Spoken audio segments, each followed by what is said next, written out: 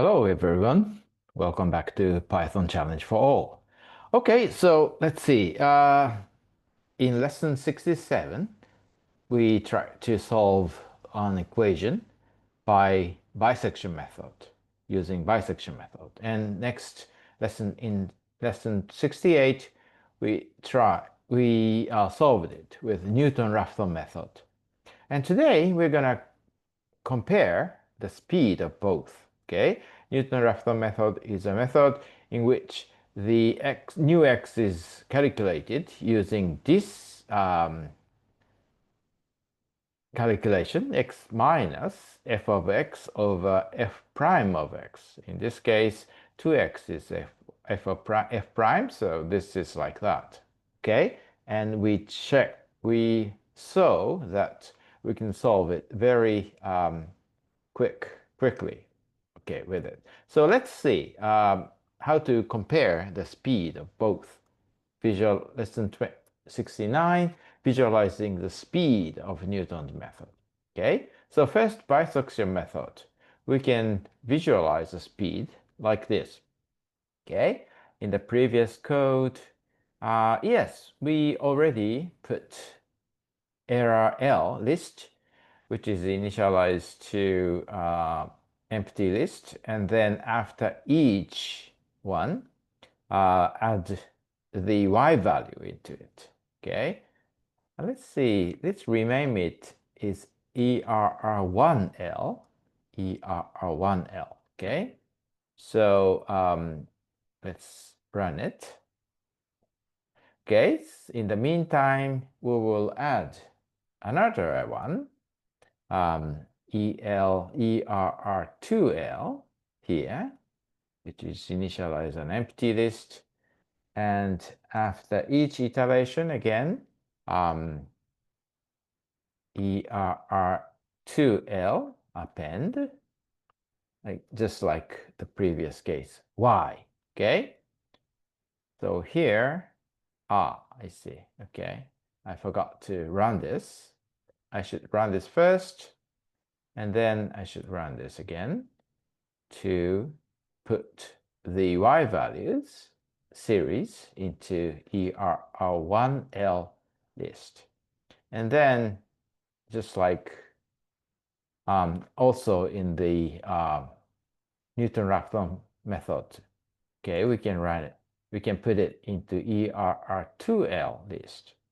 Okay, so let's see how we can visualize the both. Maybe in the first case, so let's try anyway with the first case.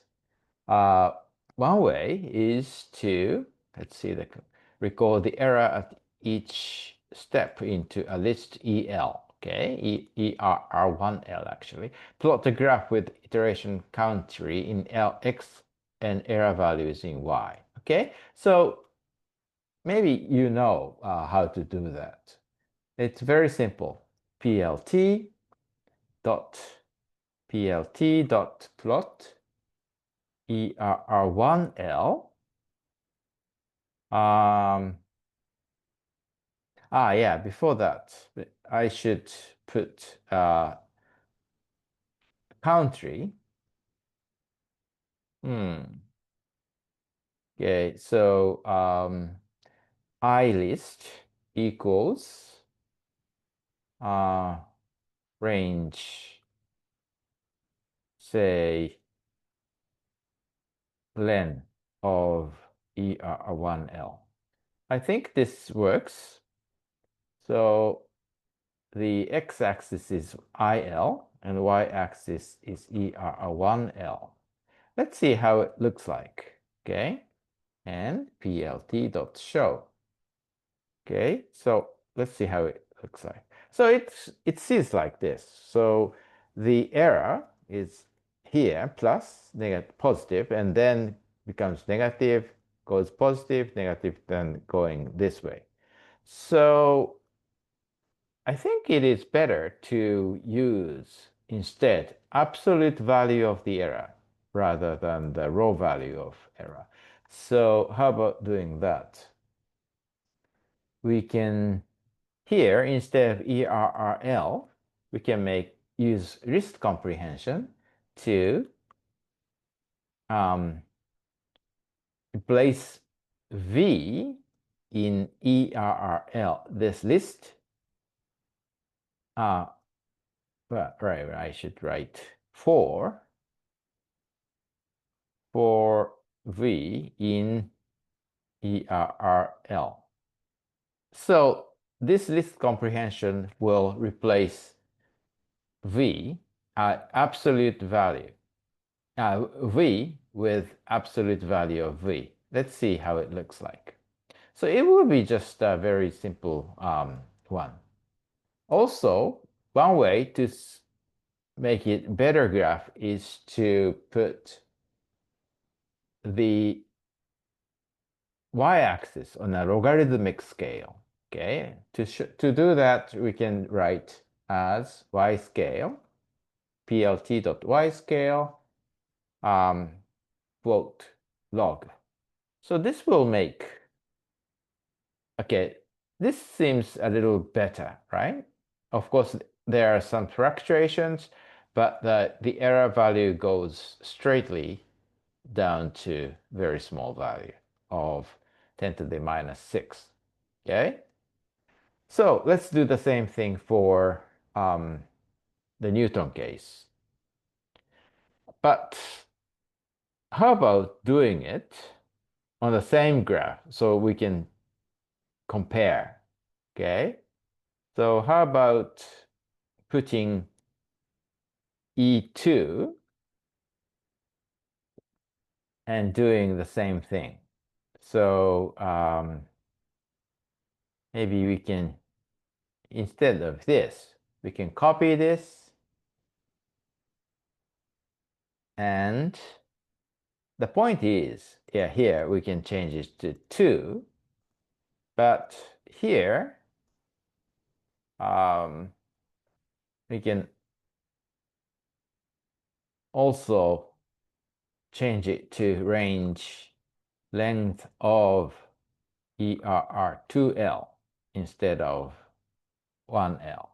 Okay, so this is better. Maybe you can also replace this, use this here rather than IL. So this is better. Okay, let's take a look.